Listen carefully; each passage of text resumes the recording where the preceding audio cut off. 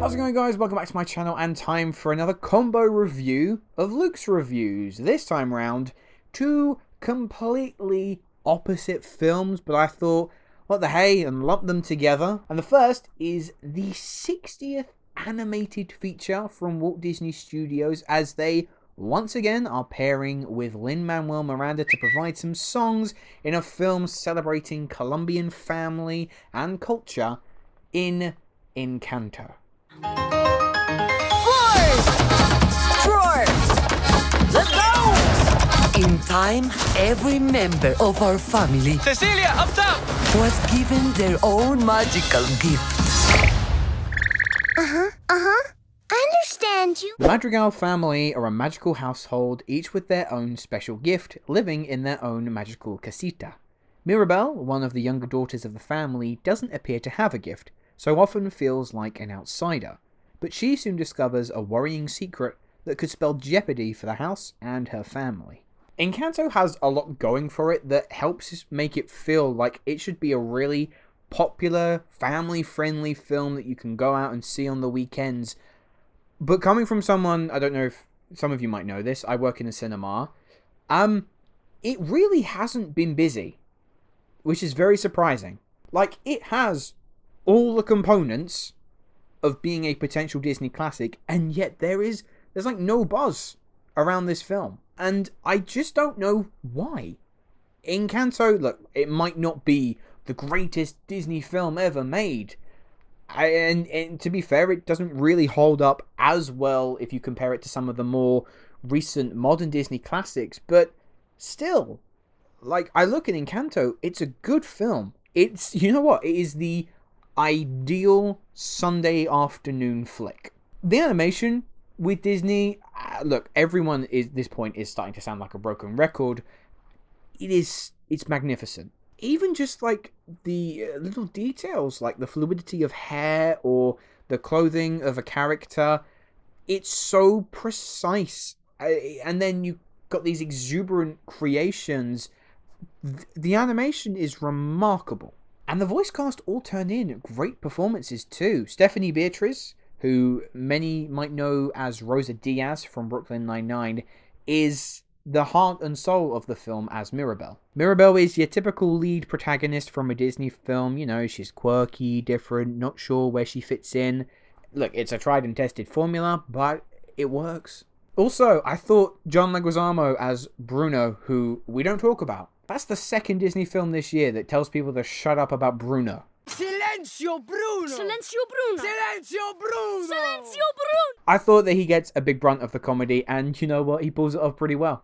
As for the story, screenwriters Charisse Castro-Smith and Jared Bush, who previously worked with Disney on Zootopia, they're wading in familiar territory. And because the film isn't that original in terms of its narrative, that does begin to kind of sap some of the magic away. And that's just because you know how everything's going to go, how it's all going to play out, and where everything will end up. I'm putting my hand on my heart.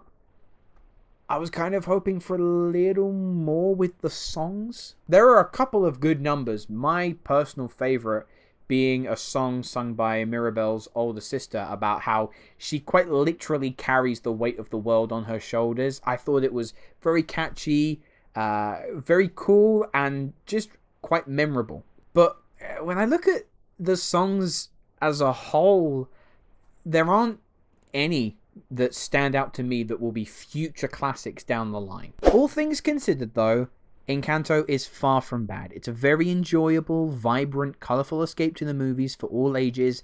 It drives home the importance of family, as well as being a massive celebration of Colombian culture.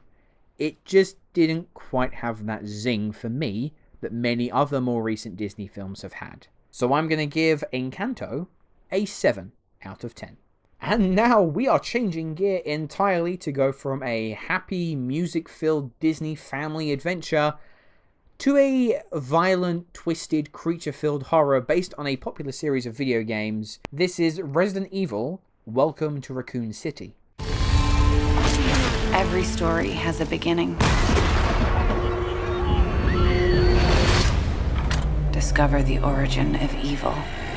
The town of Raccoon City is a slum filled with residents who are too poor or stuck to leave. And they live in the shadow of the giant pharmaceutical company, the Umbrella Corporation.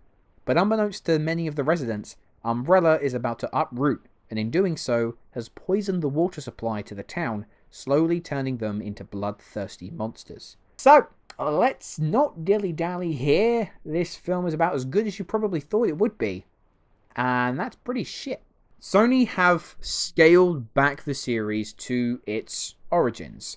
This isn't the big, dumb, sci-fi, ridiculous clusterfuck that were the films by Paul W.S. Anderson. Fans were asking for the films to go back and base themselves on the video games, and they kind of have, more specifically on some of the more recent video games. And even as someone who isn't, like, engrossed in the video games themselves, I haven't really played any. I've watched gameplay, so I know bits and pieces.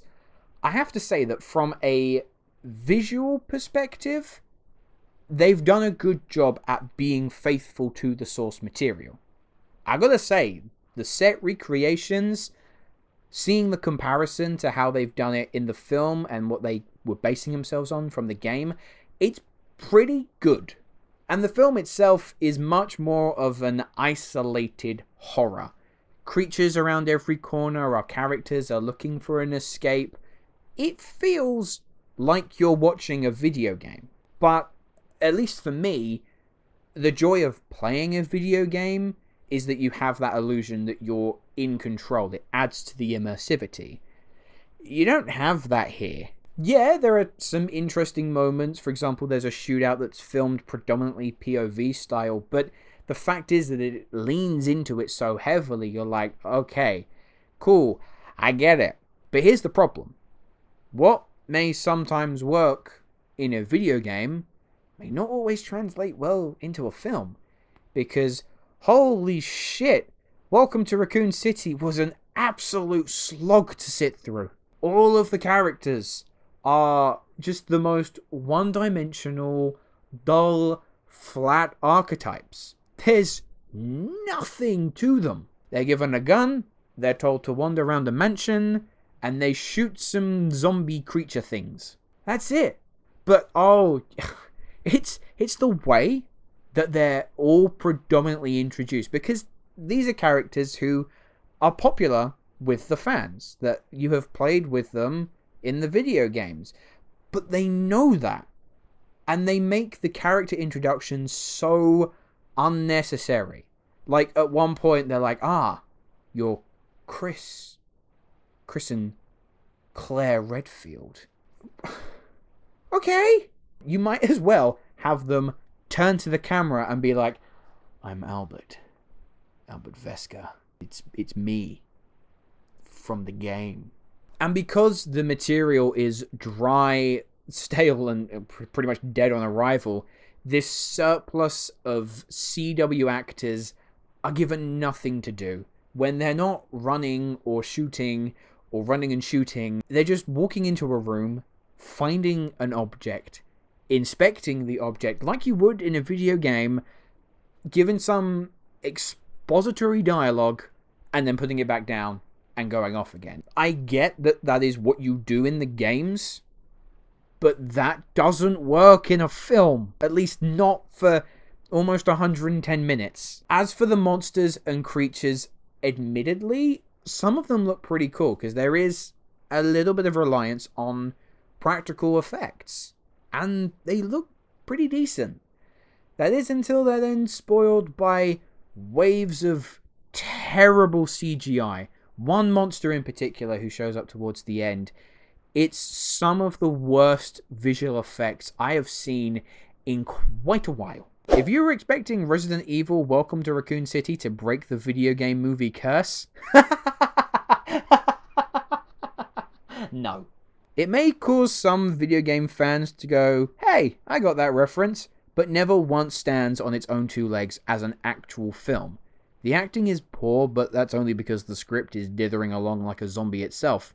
Oh, and one final thing, it sure as shit ain't scary. I'm going to give Resident Evil Welcome to Raccoon City a 3.5 out of 10. Anyway guys, those were my thoughts on Encanto and Resident Evil Welcome to Raccoon City. Let me know, have you had a chance to see these two films yet? What did you think? Leave your thoughts in the comments below. And that's all we have time for here, so thank you very much for watching, and I will see you in the next video. Hello, thank you so much for watching. I hope you enjoyed the video. If you have, make sure to click that like button, and if you aren't already, click that subscribe button too.